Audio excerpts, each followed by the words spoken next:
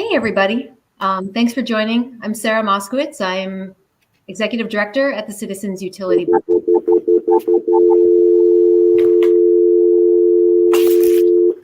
My apologies. All good. There's a very high chance that my internet's going to go down, so this will be a fun afternoon. But I'm joined today. I'm honored to introduce the very first Executive Director of CUB, Sue Stewart. Sue, thank you so much for joining us this afternoon. Well, thank you. It's a pleasure being here. I never pass up an opportunity to tell people that I've been at CUB for almost 24 years now, but I had never met Sue until this past summer when we had kind of a little get together at which all of the former and present CUB EDs got together. So it was really nice to finally get to meet the legend. And I hope you all get to enjoy reminiscing a little bit about the past of CUB. I'll just dive in. I mean, part of why I've been at the organization for so long is because utilities are just such it's a very important issue. It affects everybody, so we're relevant, but it's also changing. When I first started at CUB, landline telephone service was the most pressing issue that we were facing. And so, Sue, I'm interested to hear just kind of like your recollections of kind of what were, about getting CUB started and what were like the most pressing issues that you all had to jump into right off the bat. Well, we started back in the early 1980s, and at that point in time, both gas and electric prices were skyrocketing. And electric in particular, because the utilities in Illinois were getting heavily invested in nuclear power, which is an expensive thing to build, more expensive than they anticipated, and it kept getting more and more and more expensive. And the downstream effect of all of that was that people's rates were really going through the roof. And at that time, I was working with a group called the Labor Coalition on Public Utilities. And they got into working on utility issues because as labor unions, they were at the table negotiating wage increases for their members, but they were realizing that part of those wage increases that they were negotiating were being eaten up by the utility rates that people had to pay. So they created this organization, which is a precursor to the Citizens Utility Board. Back then, the organization that regulated utilities, which was still the Illinois Commerce Commission, was this little agency nobody had ever heard of and no idea who they were, what they did. And they basically kind of operated in the shadows, which was great for the utilities because they gave truly very little oversight to the rate increase requests that the utilities came in for. And there had been a long history of the utilities being able to go in and say, I need another $10 million or I need another $50 million, whatever it was, shows some evidence of why. And then the regulators would kind of look at the evidence, but not really carefully, not really critically, and basically rubber stamp the rate increase. And so there had been years and years and years of this going on with the utilities, which wasn't horrible when the rates weren't going up a lot. But once they got into these very expensive nuclear programs and other reinvestments in infrastructure, what they were proposing was huge and had a huge impact on consumers.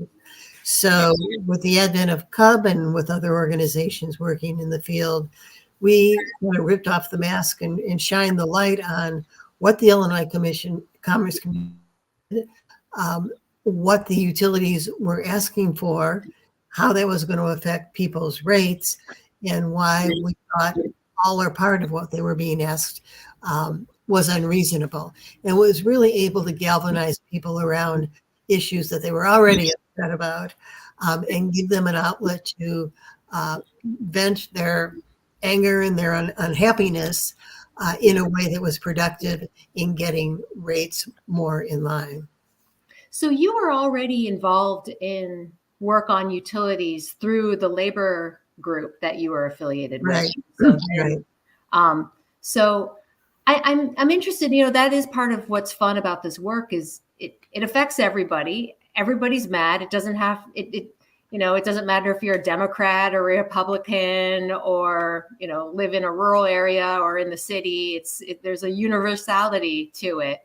Not to say that, the population of Illinois is homogeneous, but, there's a mass appeal. And, at CUB, there are other CUBs in other states. The older CUBs, I think CUB Wisconsin predates us in Illinois a little bit. There's one in Oregon. I think what kind of sets CUB Illinois apart is that we do a lot of grassroots work and a lot of public education work. And in addition to the legislative work and the work before the Illinois Commerce Commission in the rate cases. So I'm curious about when CUB first got started, how many folks did you all have on staff, and how much of your work was kind of in the public and rallies and stuff? I've seen all the pictures with the silly hats and everything. And how much of it was, sitting down and crunching numbers and participating in these dockets at the commission? Well, it was a combination of both. So we initially actually started out with 3 staff people. That grew obviously as the need grew and the organization grew. And we hired a lot of experts. So for the commission hearings at the Illinois Commerce Commission, we would retain expert economists, financial analysts, et cetera, who would review the utility filing and then testify on our behalf. So they were external people that we hired in. We didn't have those on staff. But we also had a strong PR staff and a strong organizing staff who would communicate via the media, because back then, remember, 1984, there was no internet. We were all talking to the media, or we were sending out flyers in the mail. But we would communicate with people about utilities and give them a sense of empowerment, let them know that there are things that they could actually do, be it talk to their legislator, be they show up for a rally at the Illinois Commerce Commission, come to a meeting in the neighborhood, whatever. That really gave them a sense that there was something that they could do actively to fight against these really quite massive rate hikes. And when we were first created back in 1984, I have to laugh because the legislature, in its wisdom, decided we were not popular with all legislators. It was not easy to get CUB creative. There were some people who really didn't want to see it done. So the compromise was that they would create the Citizens Utility Board Act, and we would be created. And there was a clause put in there that was supposed to be kind of a poison pill that said, if you don't get, I think it was 10,000 members by the first year, you're going to disband and the legislation goes away. Which is funny in retrospect, because not only did we get 10,000 members in the first year, we got 10,000 members in literally the first month. So clearly this was an issue of great concern to people. And it was not a hard thing to organize them to do any number of grassroots campaigns. Mm-hmm. Yeah, I always kind of figured that the only reason the CUB Act passed was that nobody expected the organization to really survive or be viable, right? But look at us, 40 years later, here we are, and we now have 20 staffers, doing a lot. And I and my colleagues now definitely benefit from the name recognition. And I go out in the field and I meet people who boast about how they've been with the organization from the beginning, and it's pretty cool. What were some of the kind of legislative kind of fights that you were involved in early on? Obviously, there's the rate cases. What were some of the things? Was it really about just influencing kind of the governor and who he chose to be on the commission, or are there other things that you're trying to kind of get done? Yeah, we had less influence over who the governor was going to appoint to the commission than we did over the legislative process, which is not to say we had a lot of influence on the legislative process. That was pretty tightly controlled. But we would annually come in with a series of bills that either would address some shortcomings in the regulatory process that needed to be fixed so that the rates were fairer, or things that would, be of benefit to people who were struggling with utility rates, like people that were on low incomes who needed some assistance programs, et cetera. So we would always have a legislative agenda that we would go in with, and we would present that to the legislators, and we would lobby for that. And then we would always have one of my favorite days, which was the big lobby day, when all of our members, not all of our members, but a huge number of members, hundreds, would descend on Springfield. And they were wearing these funny little like soda fountain hats that had little signs on them. They were very visible. And they would buttonhole their legislators and talk to them one-on-one. So the legislator knew that this stuff that we were talking about had a real impact on people. There were faces behind those names. These people really did have issues and really did care about it. So that was always a fun experience, having them join us in the lobbying effort. Mm-hmm. Yeah, no, I've seen those pictures, and it looks like it was pretty fun. It was. I'm interested in I'm interested in what you said earlier about how quickly CUB got to 10,000 members. And I am assuming that that was largely because the CUB Act originally allowed the organization to include its solicitations in the utility bills themselves, which, wow.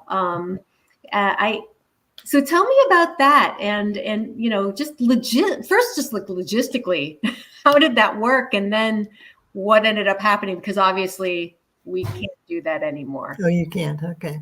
Well, that was the initial way that we recruited members. We got permission through the legislation to insert flyers in the utility bills that went out monthly to the various utility customers. It wasn't easy to make that happen. In large part because not all, but some of the utilities, Edison being one of them, were very resistant to doing it and came up with all these ridiculous excuses about how technically they couldn't do it and blah blah blah. I mean, it was all nonsense, but it was really quite a battle to get into the envelope. And then we had to design the thing and print millions of these flyers to go into the utility bills, and then process the doggone things when they came back. And we're talking about opening up tens of thousands of envelopes. So it was pretty old school compared to the way things are done with fundraising this way. But, just really in the first few mails that went out in the customer bills here, largely in the Chicago area, but all around the state, it was so easy to get 10,000 people. It was not a big deal at all. Yeah. Yeah. Well, apparently, I mean, I understand that the utilities eventually took us to court and managed to argue that somehow CUB, including its solicitations in utility bills, was interfering with the utilities' First Amendment rights. And so we were forbidden from doing that going forward. But then the the CUB Act was amended, and we were allowed to enclose our solicitations in certain state mailings, like Secretary of State license renewals and things like that, which worked well, except now, of course, most of that is done online. So, it's interesting, even in my time at CUB, watching kind of the landscape change, so that we need to kind of continue to innovate on ways to kind of inform people of our existence. Now it's all online. I mean, when I first started at CUB, we did not have a website, or if we did, it was quite rudimentary. Now, of course, it's be online or die. And that's a lot of our resources, a lot of our attention is focused on making sure that, when people Google utility problems in Illinois, like, we pop up, and luckily it's working for us. We have a lot of great content out there, but it keeps our hands full for sure. Yeah, the whole recruitment, the information conveyance process, that is just so much different now than it was back in the 80s. When you were with CUB in the 80s, did you correspond or hang out with any of the folks from the other CUBs in other states, or work at all in the national level? We did, to some extent. There were these loose coalitions that would, get together. And really the CUBs in other states were, in many cases, structured a little bit differently than what we were structured as. So there was some sharing of information, but there wasn't like a grand coalition of CUBs that, had some grand national strategy. It was just usually more informal information sharing and offering to help if that would be useful to an organization. Mm-hmm. Yeah, well, that hasn't really changed. It's like over the years we get to know each other and reach out, and we know that they've been working on something. It is always fascinating to see how different it is, like kind of the utility scene and from state to state. Oh yeah. And I'm proud of the fact that in Illinois we have made great strides. When I think back to how things were 20 years ago, even, like for example, you mentioned working on behalf of folks who are struggling to pay their bills. When I first started working at CUB, people were talking about this thing that called PIP, the Percentage of Income Payment Program, where basically income qualified folks would be provided assistance on a monthly basis, as opposed to traditional financial assistance where you get a big chunk of money once a year, but that might be after you've already been disconnected. And I just remember thinking, like, this is never going to happen. This is a pipe dream. And lo and behold, we've had a PIP now. It's been working great. In fact, it's too small. It's at capacity. And, it's a thing that Illinois accomplished. We've accomplished a lot in terms of clean energy and, fighting off bad things to a great extent. I mean, a lot of what we do and has to be defense, right? Which isn't as fun, but it's also really important. Sue, I'm curious about maybe like from your time at CUB, what was, aside from just getting CUB off the ground and surviving, which I think was huge. It might've been my most proud accomplishment were I in your shoes. What was the kind of one thing that you all accomplished in your tenure that you're most proud of? Well, I think the biggest accomplishment was, it was in the 80s. ComEd came in. They had done a backdoor deal with the governor and the attorney general and had this plan that they wanted to promote to increase rates by, I think it was like 1.3 billion or 1.5 billion. I forget what the exact number was. And basically kind of circumvent the Illinois Commerce Commission. There wouldn't be a lot of review. Everybody would agree that this was a good, fair deal and go home and be happy. Fortunately, there was someone in the governor's office who alerted us to this, and we were able to get that message out to the public before they made their big PR announcement. And with a lot of blood, sweat, and tears, and I'll tell you, it was a lot of blood, sweat, and tears. We were actually able to defeat that proposition. We did come to an agreement about a reasonable number, but had we not done that, electric utility rates would have been much, much higher. And the thing that kind of solidified it, and we always laugh about it, is there's a process called discovery where you can go back and look at all the documents the utility is looking at to determine, to justify its rate. Excuse me. And we were at Edison's headquarters, and we were in a room with literally thousands of pieces of paper, myself and a guy named Howard Lerder.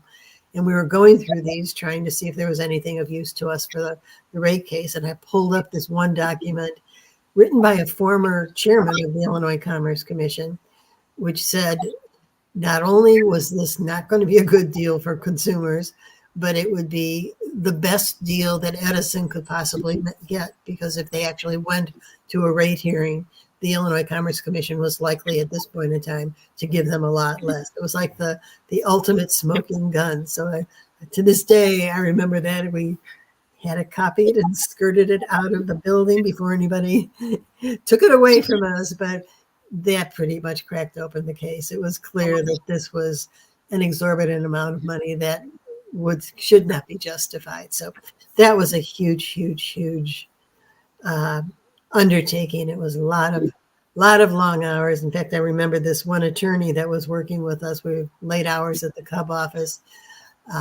Used to have cans of Jolt Cola, the high energy things. fell foot face first on the computer and was just having these Z's go across the computer when I walked in. We definitely burned the midnight oil on that one. Man, yeah, that's funny. We have a communications director who has a little bit of a Mountain Dew problem himself. Oh, yeah,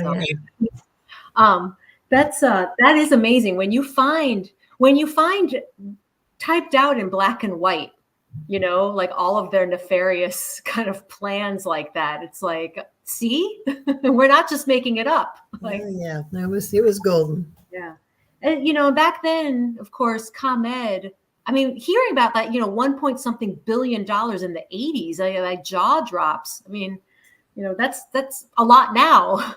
Especially if it's for like 1 year, or I don't know how long that was for. It was over a couple of years, but it was still an astronomical number. Even so, yeah, for the time. And but of course, ComEd could own its owned generation then too, of course. They haven't since the late 90s. So when I started at CUB, the power generation had already been spun off. So yeah, it's just changed so much. And I think that's what's so fascinating about it. But in other ways, it hasn't. These guys are going to try to maximize how much money they make, and we're going to have to fight them. And that's a constant. And to their, that's their job for their shareholders, is to maximize profit. Mm-hmm. And our job is to make sure that whatever we're being charged is not ridiculous. Yep, that's exactly right. So you left CUB after a number of years. I don't know, how long were you there? And then you ended up leaving, right? Can you talk a little bit about what you did? I left in the early 90s. In 1989, I was diagnosed with acute myeloid leukemia. And had a bone marrow transplant.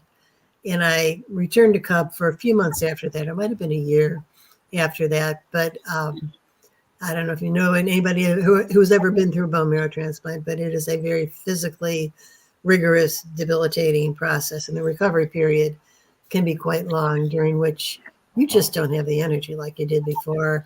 Chronic fatigue is really major. Even cognitive issues can be a problem in the early days.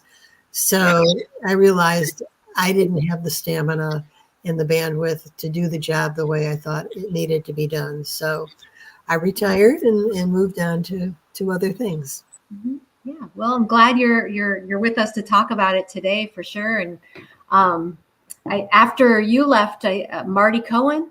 Correct. And Marty was executive director when I started at CUB, and he's still around. I saw him a few weeks ago, so right. It's that's part of what's so great about this, is kind of getting to learn about how far we've come, and how much it all stays the same. And I'm proud to be the second female director of CUB. I have to say, I think I feel pretty proud of that. And I'm glad that you were the first. I guess, like, are there, we've got just a few minutes left. Are there, selfishly, I would love to hear kind of your advice to another still pretty recent director of a utility consumer watchdog group, i.e. me, and to just our staff as we continue these fights, into the future, less about phone and telecom and more about energy. And, a lot of our work now is kind of aimed at the heart of, the gas utility business model and things like that. And, I'm ready for it to get ugly. So I'm just curious, like, what advice do you have for people working in this space? Well, it can get very ugly. I mean, it was not an easy job. You can be attacked from all sides: legislators, regulators, utilities, and that's not that's not a comfortable position to be in. But I guess my advice would be, you are the negotiators for the consumers, and you need to be as tough and as forceful and move fewer inches as possible as the utilities do. A good negotiator is not necessarily the most popular person in the room. A good negotiator is the one who understands their position, understands what the utilities are able to bring to the table and aren't able to bring to the table, and can come to an agreement that makes sense for all parties. And that's sometimes not a pleasant hat to wear. You can be the ugly person in the room. I was the ugly person in the room for many, many years. But that's okay. It's okay. You're not there for a popularity contest. You're there to get the job done as well as you can for consumers. Thank you. Yeah, I'm getting more comfortable with being bad cop in the in some of these meetings, and actually, it's kind of fun sometimes. You know, it's not as hard. I mean, I tend to be, you know, kind of try like a peacemaker, you know, in my personal life, but when you're right, it makes it a lot easier to really bring the fight into this. Right. And, you know, there's absolutely nothing wrong with, you know, throwing a monkey ball or throwing a ball in the works, or, you know, raising an issue that's, you know, people are thinking are off the wall, you know, just raising the stakes, doing something different than normal, you know, thinking creatively about how to where you're going. It's often the way you can actually get there. Yeah, that's true. I mean, because in a lot of ways, we want solutions to these problems. Like recently, the Illinois Commerce Commission basically rejected the utilities multi-year grid plans. You know, we want there to be multi-year grid plans. You know, we don't want those to just be flushed down the toilet permanently. We just want to make sure we come to an agreement that works from a consumer standpoint. And I think, you know, talking about innovating, that is part of, again, what's really fun about the work is that we're trying to solve problems that maybe haven't been solved before. And it's fun to be kind of at the forefront of that. And a lot of our job as consumer advocates is to say no to things, you know, but in a way, saying no to things is really easy. Suggesting a path forward or coming up with new ideas about how to move forward is harder. And but it's very rewarding as well. So absolutely.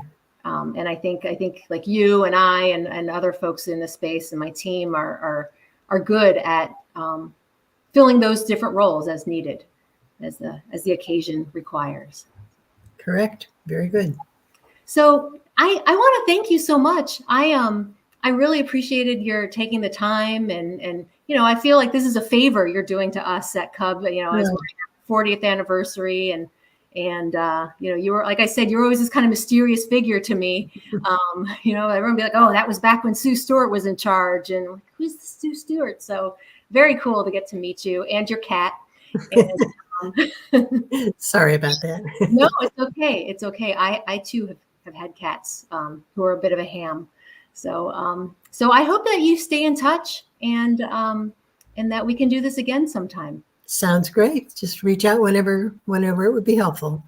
Super. All right. Well, thank you, Sue. And thank you, everybody, for tuning in. We'll be back. We're here for you. Have a good weekend, everybody.